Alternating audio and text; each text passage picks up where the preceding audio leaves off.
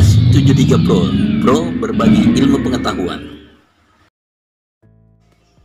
Assalamualaikum warahmatullahi wabarakatuh. Selamat jumpa kembali dengan H73 Pro. Kali ini kita akan membahas tentang segitiga restitusi, di mana menurut Gusson segitiga ini adalah proses menciptakan kondisi murid untuk memperbaiki kesalahan sehingga pada kelompok mereka dengan karakter yang lebih baik. Baiklah, untuk memperjelas, maka di video ini akan ada dua kasus contoh daripada penerapan restitusi. Dari kedua kasus ini kita bisa mengidentifikasi mana yang bagian menstabilisasi identitas, mana yang memvalidasi tindakan yang salah, termasuk menanyakan keyakinan terhadap apa yang dilakukan oleh siswa. Selamat menyaksikan.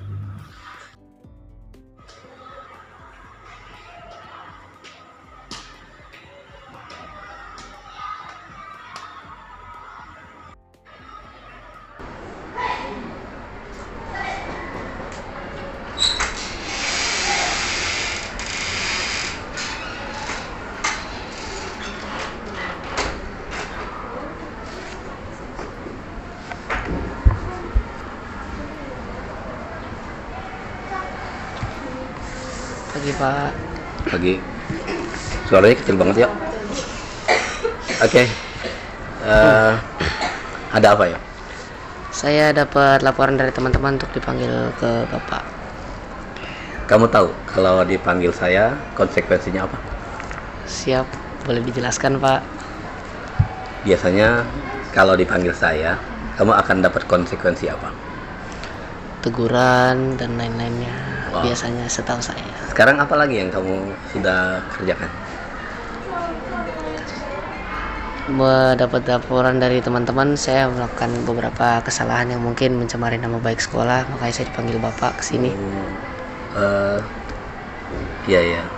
Tapi saya pengen tahu kamu itu melakukan apa sampai ke saya informasinya. Saya mungkin di sekolah saya keluar jam pelajaran, terus melakukan hal yang tidak baik seperti merokok Pak. Kamu tahu kan efek dari merokok itu? Siap tahu Pak. Kenapa dilakukan juga? Saya ngikut dari teman-teman Pak. Oke, begini Yo. Saya sih sebenarnya tidak melarang kamu merokok ya, karena mungkin itu juga pilihan, tapi sebetulnya kan di sekolah nggak boleh ngerokok. Siapa? Kira-kira apa yang kamu harus lakukan untuk kamu bisa lebih baik? Ya tentunya saya akan kembali tidak merokok dan mungkin dapat bimbingan dari Bapak atau caranya supaya tidak melakukan hal itu lagi. Yakin? Saya berusaha untuk meyakinkan Bapak dan saya sendiri. Betul. Pak. Sungguh. Yakin Pak. Oke, saya ingin melihat aksimu. Apa kira-kira yang bisa membuat saya percaya kalau kamu nanti tidak merokok? Untuk kepastiannya mungkin saya perlu bimbingan dari Bapak, tapi Ya. saya yakin saya bisa menjadi lebih baik Pak dengan bantuan Bapak dan sekolah. Oke, lebih konkretnya, lebih tepatnya, kamu padahal rokok nggak boleh ya. Iya Pak. Dari kesehatan juga nggak bagus kan? Ya mungkin itu kamu sudah tahu sendiri. Tapi apa yang membuat kamu untuk tidak ngerokok kembali seandainya kamu ingin di dalam pikiranmu? Mungkin kalau misalnya di saat ingin bisa saya ganti ke makanan yang nasi mungkin, atau bahkan bisa untuk waktunya untuk berolahraga, waktu kosong saya bisa lakukan untuk belajar mungkin. Oke. Kamu harus menunjukkan kepada siapa saja seandainya kamu nggak mau ngerokok lagi. Tentunya saya ingin membuktikan pada diri sendiri untuk membaikkan nama sekolah juga dan kepada teman-teman, termasuk nama baik Bapak juga. Mantep tuh. Kalau sama orang tua? Pastinya saya juga ingin membuat mereka bangga juga Pak. Saya setuju dengan kamu. Yang penting saya berharap kamu tidak melakukan itu lagi dan kamu ketahui bahwa ini adalah kesepakatan kita. Siap Pak. Oke? saya tidak catat kamu, tapi saya ingin kamu mendapatkan hal yang positif di sini. Kamu tidak melakukan itu lagi. Siap? Siap, Pak. Sungguh? Siap, sungguh, Pak. Berjanji dengan diri sendiri? Siap, saya berjanji. Baik, terima kasih. Kamu boleh kembali ke kelas. Terima kasih, Pak, atas bimbingannya.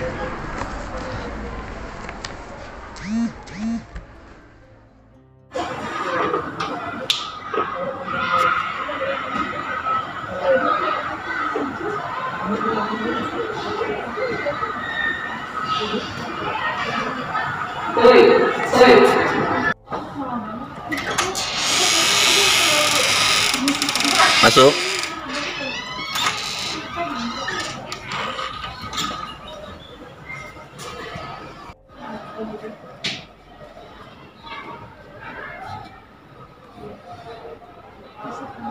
Ya. Oke, Kay, ada apa lagi nih, Kay? Saya disampaikan ke guru saya suruh menghadap ke Bapak. Pasti masalah ya. Iya. Apa? Masalahmu apa? Saya belakangan ini sering tidur di kelas, Pak. Saya pernah mendengar itu. Kamu merasa nyaman tidur di kelas? Mau nggak mau harus nyaman karena saya ngantuk.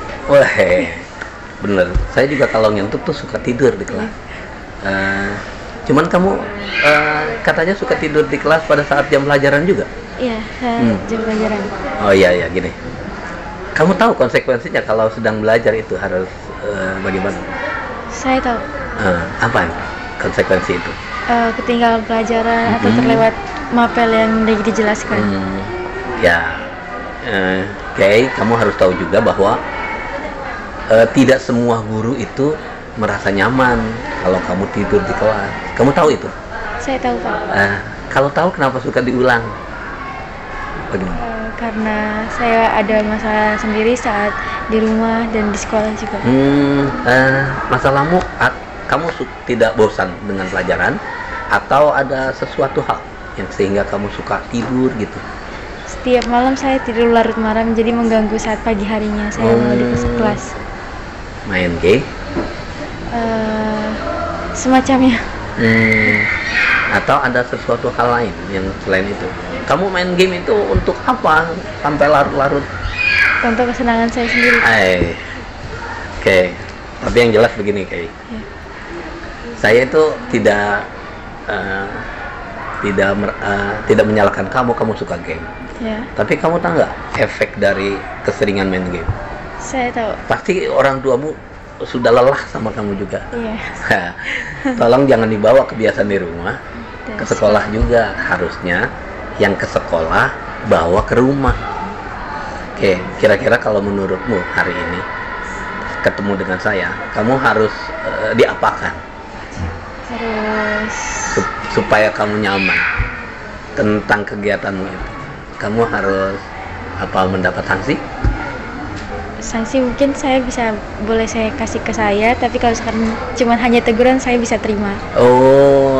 Kira-kira apa yang pantas sanksimu dengan kegiatanmu? Saya nggak mau kasih sanksi lah, kamu saja yang menentukan sanksi itu. Saya tidak akan ulangi lagi. Pastinya saya juga bakal berusaha supaya lebih tidur cepat, dan juga saya akan lebih fokus ke pelajaran saya di kelas. Oke. Bagaimana nilaimu? Bagus-bagus selama kamu tidur? Tidak. Oke. Saya harap hari ini kamu punya dapat 1 titik poin ya. Siapa? Kalau kamu tidak mesti tidur di kelas. Oke. Konsekuensinya nanti khawatirnya ada guru yang tidak suka dengan itu. Karena ini kan sudah masuk ke saya, ya kan? Iya. Baik. Apa hal yang penting untuk saya yakin kalau kamu tidak akan melakukan tidur di kelas lagi? Saya akan lebih meningkatkan kinerja belajar saya di kelas. Itu juga akan saya usahakan saya tidak tidur di kelas lagi. Tidak akan terulang lagi. Benar? Benar, Pak. Sungguh-sungguh? Sungguh, Pak. Janji? Janji, Pak. Apakah perjanjiannya mesti ditulis? Kalau misalkan Bapak mau bisa saya tulis. Oke. Tapi saya yakin kamu akan melakukan lebih baik hari ini. Baik. Janji ya? Janji, Pak. Oke. Saya tidak mau ketemu saya lagi Ya. dalam kondisi laporan yang jelek. Siap, Pak.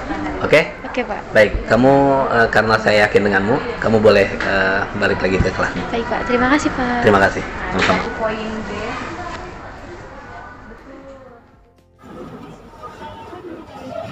Baik, terima kasih Sio dan Kewa.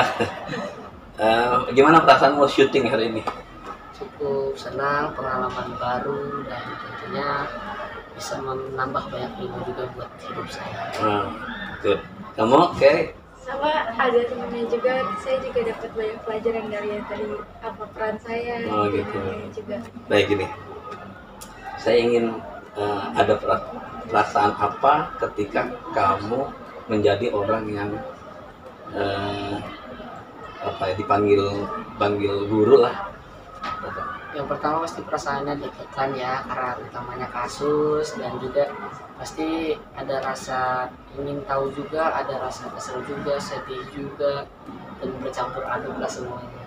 Oke. Oke.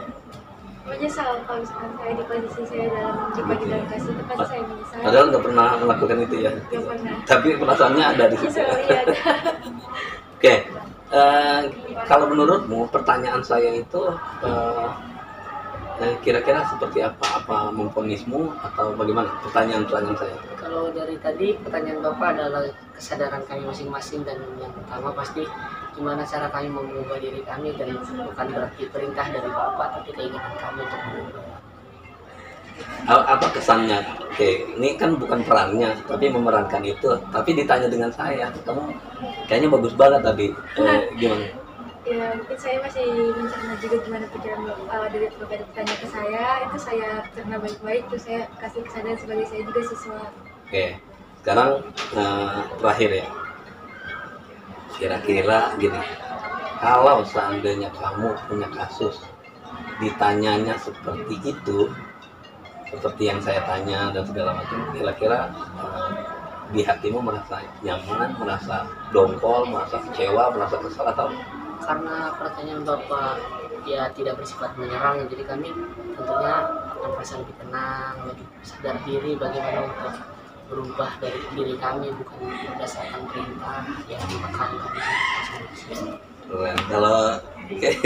Kalau Kayla kan memang bingung sebenarnya dia tuh mau arah kemana gitu kan. Gimana enak gak kalau ada kasus ditanyanya seperti itu?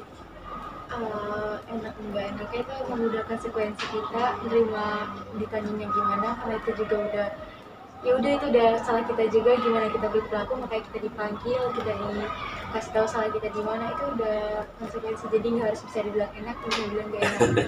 Tapi terfokus dengan salahmu saja. Iya.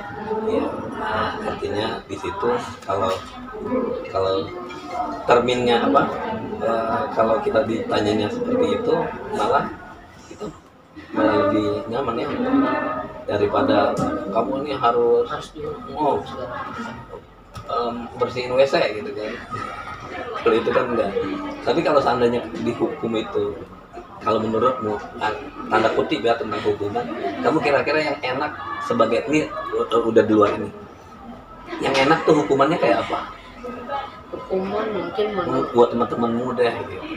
Kalau untuk hukuman sih saya kurang tahu, tapi saya lebih nyaman dengan kesadaran diri masing-masing dengan pertanyaan kayak tadi Bapak, kayak membuat kami nyaman, membuat kami juga kayak oh ternyata guru ini peduli soal kami dan mereka menyadarkan kami, bukan cuma menghukum. Kalau kayak gimana kayaknya? Buat mereka itu mungkin yang biasa tergantung gimana sekolah hasilnya hukuman, mau gak mau kita harus terima hukuman itu, tapi yang paling penting benar kesadaran mereka juga. Thank you very much, terima kasih banyak dari semuanya. Saya tidak ada sesuatu yang saya bisa berikan, cuma nanti insya Allah videonya saya kirim di YouTube saya. Kamu boleh share sama saya, kita foto bareng-bareng.